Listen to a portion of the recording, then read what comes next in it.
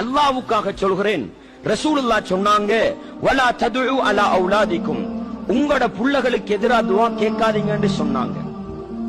உங்களோட புள்ள எவ்வளவு மோசமானவனாக இருக்கட்டும், உங்களுடைய பிள்ளைகள் எவ்வளவு மோசமான செயல்களை செய்யட்டும், அல்லாஹ்வுக்காக உங்களோட வாயால அந்த புள்ளைக்கு எதிரா துஆ கேட்காதீங்க, அந்த புள்ளைக்கு எதிரா பதுவா செய்யாதீங்க.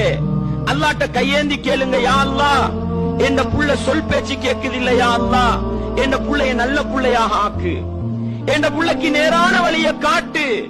உங்களோட புள்ள வளர்ந்து வந்து உங்களை ஊட்ட விட்டு விரட்டினாலும் அந்த புள்ளைக்கு பதுவா செய்யாதீங்க. அல்லாஹ்ட்ட சொல்லுங்க, யா அல்லாஹ் என்ற புள்ளைக்கு நல்ல ஹிதாயத்தை கொடு, நல்ல நேர்வழியை கொடுன்னு துஆ கேளுங்க. உங்களோட புள்ள படிக்கிறதுக்கு களவு பண்ணுதா, ஓதுறதுக்கு களவு பண்ணுதா, புள்ளைக்கு வாய்க்கு வந்த மாதிரி ஏசாதீங்க, எரும மாடுன்னு திட்டாதீங்க.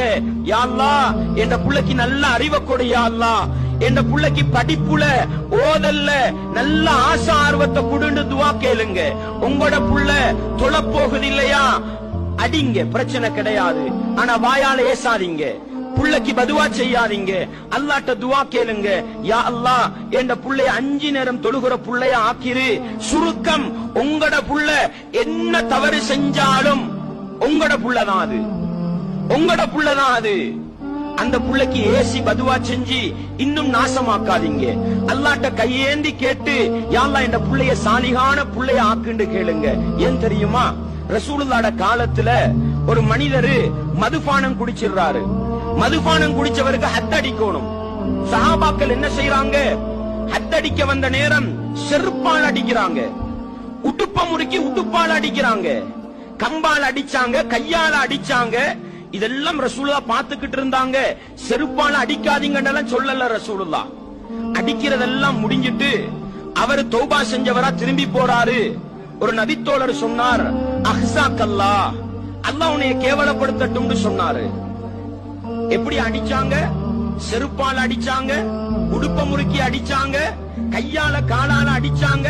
எல்லாம் பார்த்து கொண்டிருந்த ரசூலுல்லாஹ் அவர் ஒரு வார்த்தை சொன்னாரு பாருங்க, அல்லாஹ் உன்னை கேவலப்படுத்தட்டும்.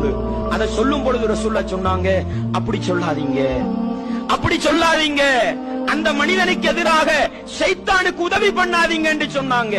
அர்த்தம் என்ன தெரியுமா, நீங்க உங்களோட புள்ளைக்கு எதிராக துஆ செய்றீங்களா, உங்களோட புள்ளைக்கு பதுவா செய்றீங்களா, நீங்க ஷைத்தானுக்கு ஹெல்ப் பண்றீங்க. உங்களோட புள்ளைய நாசமா போன்னு சொன்னா அது நாசமா போகும், ஷைத்தாண்ட வழியில போகும். அல்லாஹ்வுக்காக சொல்கிறேன், உங்களுடைய பிள்ளைகள் செய்கிற தவறுகளுக்காக பிள்ளைகளை பதுவா செய்து பிள்ளைகளை ஏசி இன்னும் நாசப்படுத்தி விடா